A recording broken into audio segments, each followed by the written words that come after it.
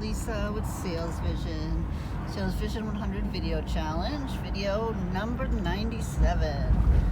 And I hope everybody's doing great today. And we're continuing with SolomonCEO today. Mark Hoverson's training, SolomonCEO, based on the teachings of Solomon, how to achieve quantum success and quantum productivity. And today we're going over secret number 5. And secret number 5 is opportunistic eyes. It reminds me of that song, Hungry Eyes. I don't want to sing it because I have a terrible singing voice, but it goes like, hungry eyes, something like that. So this is opportunistic eyes, which are basically hungry eyes. And when we're talking about that, we're talking about people who are go-getters, who see opportunities where others may not see opportunities. They see opportunities out of problems. They see a problem and they think of a solution. And that's what entrepreneurs do. They have opportunistic eyes. And that is one of the keys to success and productivity, is to have opportunistic eyes. To kind of think outside the box, to see opportunities that other people might be blind to. And the more you look at things with opportunistic eyes, the more you notice things. You notice more and more opportunities. For instance, think of the current pandemic, the crisis with COVID-19. And most people are facing difficulties, definitely stress and worries about health and their family, and definitely financial worries. And a lot of people are out of work, and a lot of people just don't know what to do. They're beside themselves, and they can't see the forest for the trees. They can't see opportunities that are there because they're just so worried and so freaked out by it all.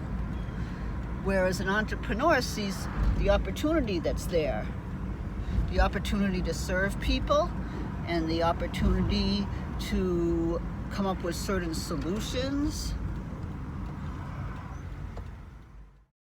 Okay, so where the lazy man doesn't see where or how to turn need and lack into opportunity, the diligent man would see where there's a need, where there's a lack, how to turn that into opportunity.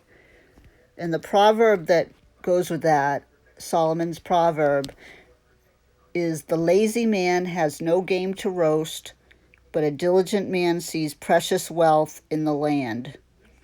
Proverbs 12:27. So the lazy man has no game to roast, but a diligent man sees precious wealth in the land. So what does that mean? I mean, you could take it literally if we think about, the days of hunters and gatherers, and the lazy man has no food, has no game to roast, but the diligent man sees precious wealth in the land. They're able to exploit the land, or to see where the wealth, where the assets are in the land, and how to make best with it.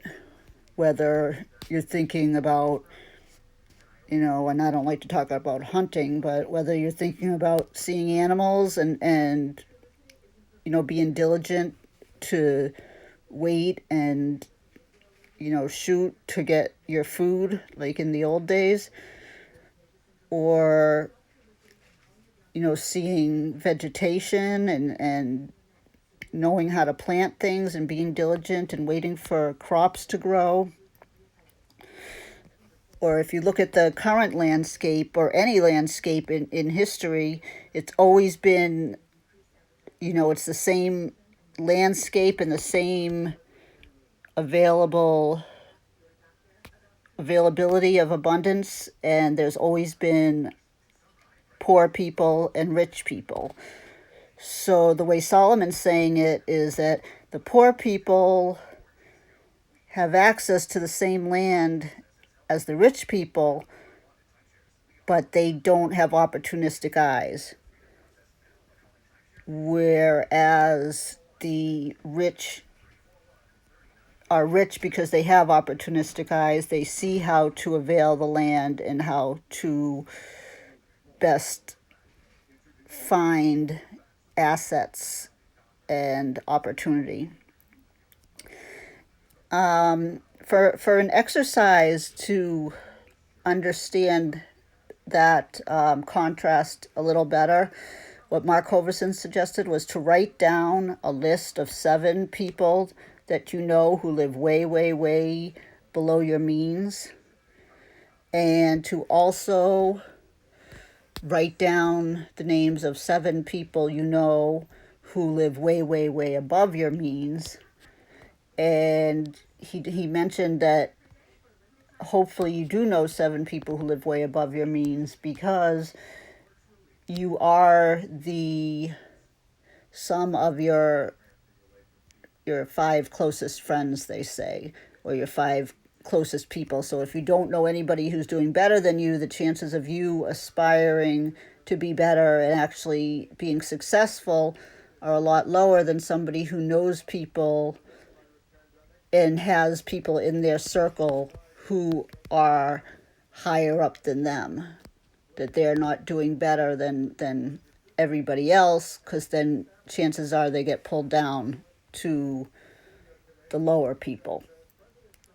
But once you make a list of the 7, basically poor people and 7 rich people, think about the differences between them and how they became rich, and as far as the poor people, how they became poor, how they lived their life, their attitudes, their mindsets, and try to see if you can notice the difference where opportunistic eyes or the lack of opportunistic eyes is responsible for their culture and class,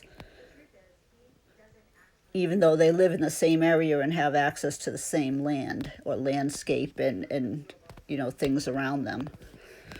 Okay, I'm going to stop there.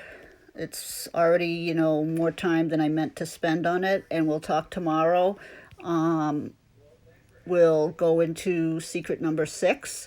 If you have any questions or any comments, leave them down below. And don't forget to subscribe to my channel, to hit the bell so you get notified when I release new videos, and to give me a thumbs up if you got any value from this, okay? Have a great day, guys. Love you. Namaste.